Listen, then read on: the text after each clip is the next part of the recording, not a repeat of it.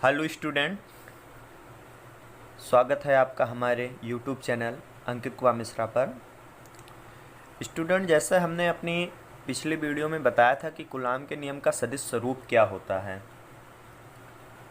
तो वो थोड़ा हम डायरेक्ट बता गए थे। तो कुछ बच्चों ने हमें बताया कि सर ये वीडियो बहुत कम ही समझ में आया है, लगभग 70% समझ में आया है, 30% नहीं आया। तो मैंने बच्चों से कहा था कि मैं अपना दूसरा वीडियो आप सबको प्रोवाइड कराऊंगा।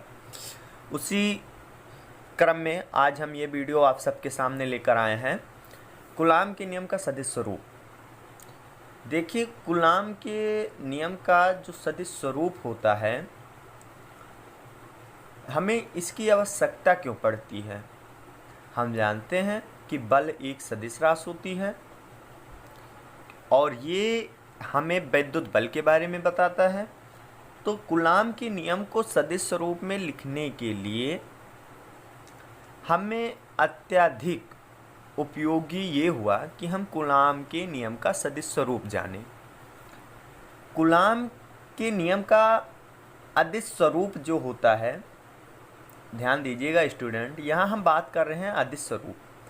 कूलाम के नियम का अदिश स्वरूप दो स्थिर बिंदु आवेशों के बीच कार्यरत वैद्युत बल के परिमाण के विषय में बताता है। हमें बताता वैद्युत बल के परिमाण के बारे में है, लेकिन यहाँ हमें दिशा के बारे में कोई जानकारी नहीं प्राप्त होती है। अर्थात कूलाम का जो अदिश स्वरूप है वो दिशा का ज्ञान नहीं करा पाता और बल एक सदिश राशि होती है। इसलिए हमें कूलाम के नियम को सदिश स्वरूप में लिखना अत्यधिक उपयोगी माना गया है। चलते हैं स्टूडेंट, मानते हैं कि दो स्थिर बिंदु आवेश हैं Q1 और Q2, जिनके स्थिति सदिश क्रमशः वेक्टर R1 और वेक्टर R2 हैं। ध्यान दीजिएंगे, हम यहाँ पे माना दो स्थिर बिंदु आवेश Q1 एवं Q2 के स्थिति सदिश वेक्टर R1 और वेक्टर R2 हैं। सबसे पहले हम क्या ज्ञात करेंगे, आवेश Q1 से Q2 की ओर सदिश। उसके बाद हम Q2 से Q1 की ओर की सदिश को ज्ञात करेंगे। मानते हैं हम कि Q1 से Q2 की तरफ लगने वाला जो वैद्युत बल है वो है वेक्टर F21 तथा Q2 से Q1 की तरफ लगने वाला जो वैद्युत बल है वो है वेक्टर F12। तो स्टूडेंट, लिखते चलते हैं हम, कैसे से डिफाइन करेंगे। माना दो स्थिर बिंदु आवेश या आवेशों Q1 एवं Q2 के स्थिति सदिश क्रमशः वेक्टर R1 एवं वेक्टर R2 हैं। जैसा हमने अभी आपको बताया, हम सबसे पहले ज्ञात करेंगे Q1 से Q2 की ओर सदिश। तो आवेश Q1 से Q2 की ओर सदिश Q1 से Q2 की ओर ज्ञात करेंगे। तो Q1 कौन से बिंदु पे है, A बिंदु पे, Q2 कौन से बिंदु पे है, B बिंदु पे। तो सदिश क्या हो जाएगा, वेक्टर AB। वेक्टर AB बराबर देखेंगे OB माइनस OA।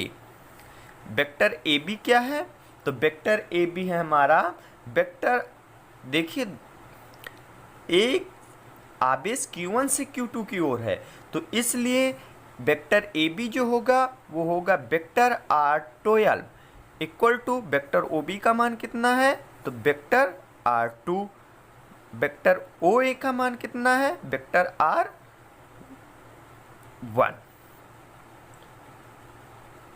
हम इस सदिश का या इस सदिश के अनुदिश एकांक सदिश अब ज्ञात कर लेंगे। यहाँ पे तो लिखेंगे इस सदिश के अनुदिश, इस सदिश के अनुदिश एकांक सदिश। एकांक सदिश को हमने आप लोगों को फर्स्ट ईयर में बताया ही होगा। Vector R12 equal to cap R12 equal to vector R12 upon R12, जहाँ R12 भी ध्यान देंगे ये चीज हमारा R12 सदिश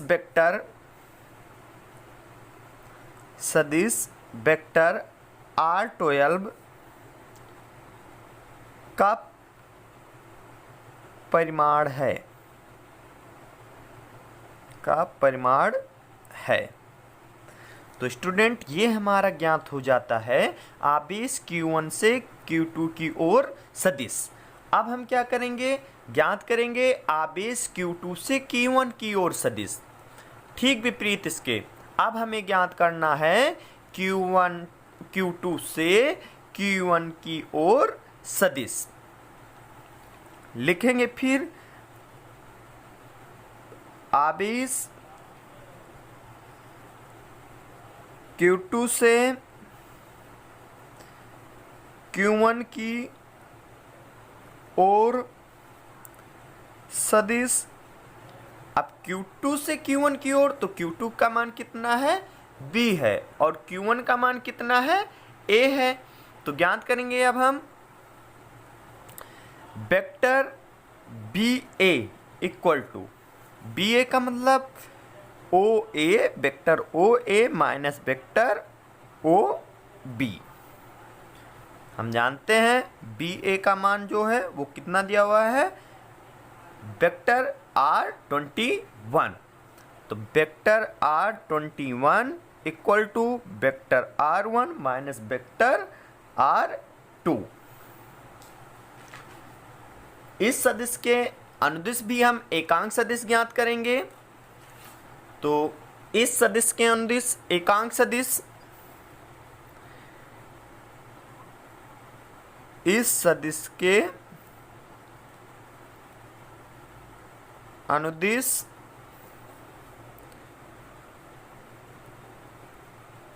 एकांक सदिश cap R21 equal to vector R21 upon R21, जहाँ R21 सदिश वेक्टर R21 का परिमाण है।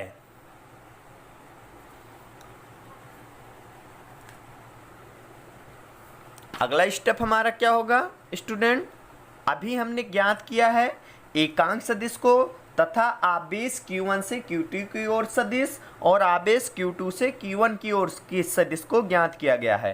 अब हमारा जो अगला स्टेप होगा वो होगा आवेश Q2 द्वारा आवेश Q1 पे आरोपित बल। ध्यान देंगे आवेश Q2 द्वारा, यानी Q2 आरोपित करेगा एक बार Q1 पे, फिर अगला क्या होगा, Q1 द्वारा आवेश Q2 पे आरोपित वैद्युत बल को ज्ञात करेंगे। जैसा कि हमने ज्ञात किया है आवेश Q1 से Q2 की ओर सदिश, और दूसरा था हमारा आवेश Q2 से Q1 की ओर सदिश। चलते हैं अब अगले स्टेप में। अगला स्टेप होगा हमारा आवेश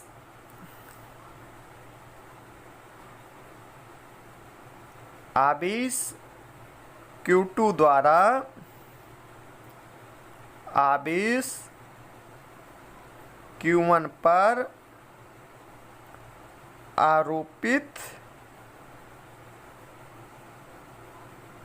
वैद्युत बल। ध्यान देंगे यहाँ पे हम।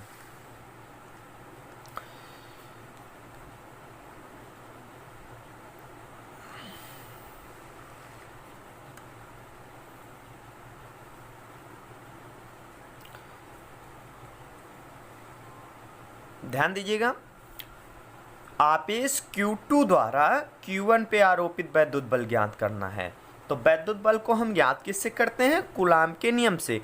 तो हम जानते हैं, देखिए Q2 से Q1 पे, तो vector F12 equal to coulomb के नियमानुसार 1/4 pi epsilon naught Q1 Q2 upon, देखिए Q2 द्वारा Q1 पे आरोपित, तो इसलिए इनके बीच की दूरी होगी BA।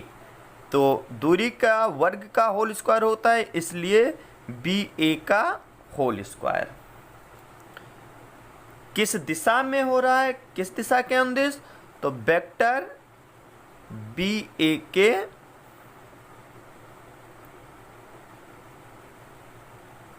अनुदिश, वेक्टर BA के अनुदिश मान रख देंगे। हमें BA इक्वल टू यहाँ मिला ही हुआ है वेक्टर R21, तो मान रखने पर क्या हो जाएगा? Vector F12 equal to 1/4 pi epsilon naught Q1 Q2 upon, कितना बताए थे? R21, तो R21 का होल स्क्वायर और BA के अनुदिश यानी कैप, यहाँ अनुदिश ज्ञात ही किया गया है एकांक सदिश, तो कैप कितना है? R21। फिर से देख लीजिए, अनुदिश ज्ञात किया क्या है हमने? अनुदिश ज्ञात किया गया है कैप R21, तो BA के अनुदिश क्या हो जाएगा? Cap R21। ये हमारा हो जाएगा आपेश Q2 द्वारा Q1 पे आरोपित वैद्युत बल। इसी को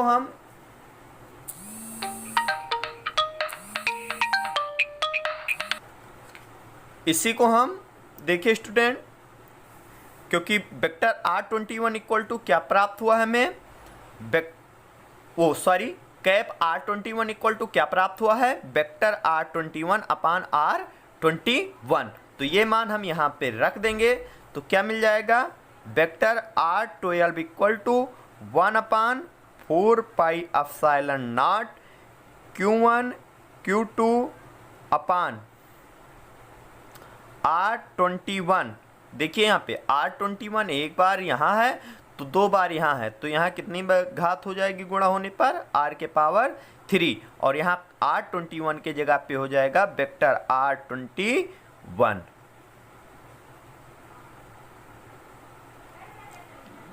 क्योंकि हम जानते हैं cap R21 equal to vector R21 upon R21।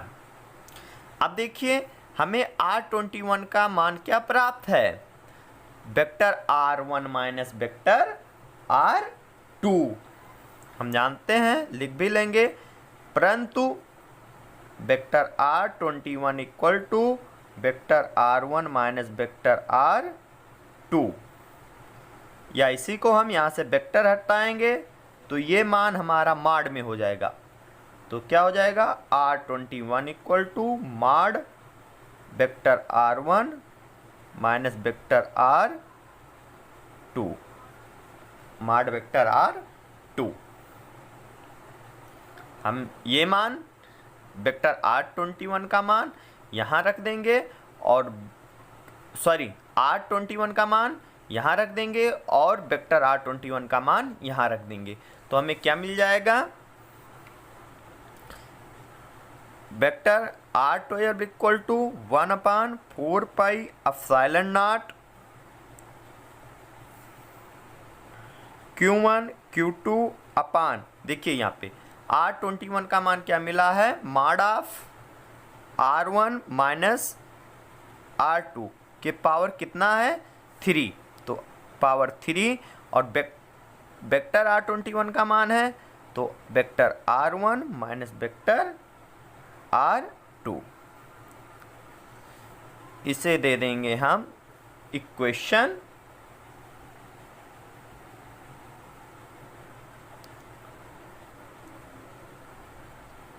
2 और इसे दे देंगे हम इक्वेशन 1। ये था हमारा आवेश Q2 द्वारा आवेश Q1 पे आरोपित वैद्युत बल। अब हम ज्ञात करेंगे आवेश Q1 द्वारा आवेश Q2 पर आरोपित वैद्युत बल। तो क्या हो जाएगा हमारा F21। इसी प्रकार से उल्टा, अब इसके विपरीत, यहाँ F12 था तो यहाँ क्या हो जाएगा F21 इक्वल टू 1/4πε0। दो आवेश हमारे वही थे Q1/Q2। अब हो क्या रहा है यहाँ पे, Q1 आरोपित कर रहा है या Q1 द्वारा आरोपित हो रहा है Q2 पे, तो अब इसकी दिशा हो जाएगी AB और बीच की दूरी क्या हो जाएगी AB। तो AB का होल स्क्वायर, AB का होल स्क्वायर किसके अंदिश, वेक्टर AB के अंदिश, वेक्टर AB के अंदिश। यहाँ भी हम इनके मान को लिख लेंगे, तो इनका मान क्या हो जाएगा, vector F21 equal to 1/4πε0 Q1 Q2 upon R12 का होल स्क्वायर और कैप R12, इसे दे देंगे हम समीकरण नंबर 3। अब हम यहाँ भी जानते हैं कि R12 इक्वल टू हमें क्या मिला है, vector R2 minus vector R1 और कैप R12 इक्वल टू मिला हुआ है वेक्टर R12 अपान R12। ये मान हम यहाँ पे क्या करेंगे, रख देंगे। तो रख देते हैं ये मान हम यहाँ पे,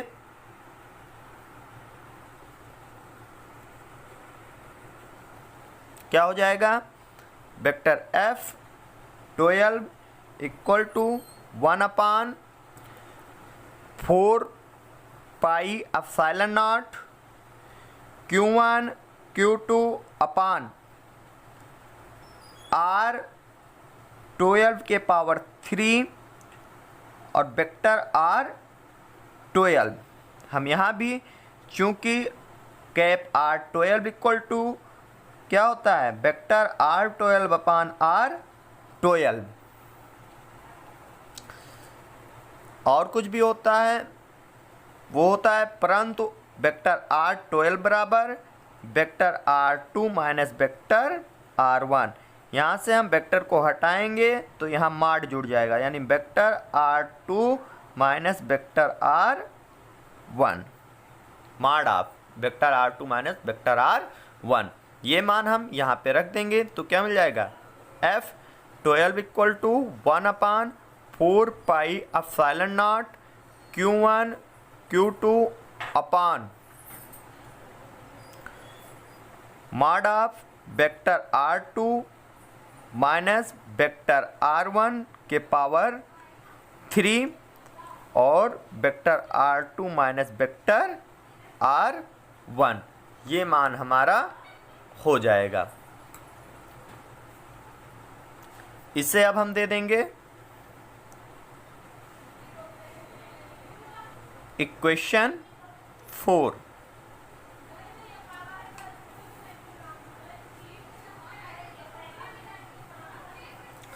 अब ध्यान देंगे हम इक्वेशन 1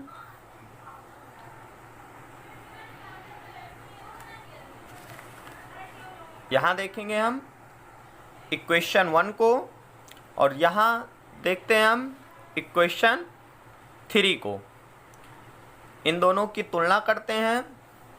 तो दोनों की तुलना करने पर हमें क्या मिल जाता है, यहाँ लिख लेंगे समीकरण 1 एवं समीकरण 3 से vector F12 equal to minus vector F21।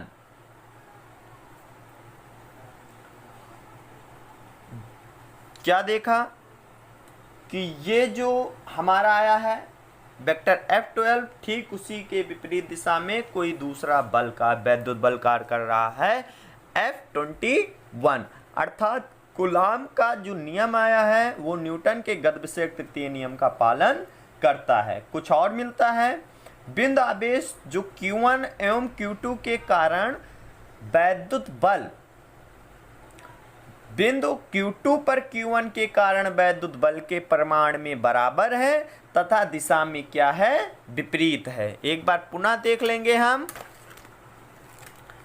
अगर देखा जाए तो यहां हमारा फर्स्ट इक्वेशन क्या था, vector F12 equal to 1/4 pi epsilon naught Q1 Q2 upon R21 का होल स्क्वायर कैप R21। और तीसरा इक्वेशन हमारा जो आया था, तीसरा इक्वेशन हमारा आया है vector F21 equal to 1/4 pi Q1 Q2 upon R12 का होल स्क्वायर कैप R12। तो यहाँ हमें क्या देखने को मिलता है इस चित्र के अनुसार कि इनके जो लगने वाले बल का परिमाण है, चाहे Q1 पर Q2 के कारण चाहे Q2 पर Q1 के कारण, वैद्युत बल का परिमाण आपस में बराबर है, लेकिन एक की दिशा AB की तरफ है तो दूसरी की दिशा BA की तरफ है। यानी एक की दिशा क्या हो जाए, एक द्वारा लगाया गया वैद्युत बल का परिमाण Q1 द्वारा Q2 पर लगाया गया वैद्युत बल का परिमाण क्या हो जाएगा, F21 तथा Q2 द्वारा Q1 पे लगाया गया वैद्युत बल का परिमाण हो जाएगा F12। तो ये था हमारे कूलाम के नियम का सदिश।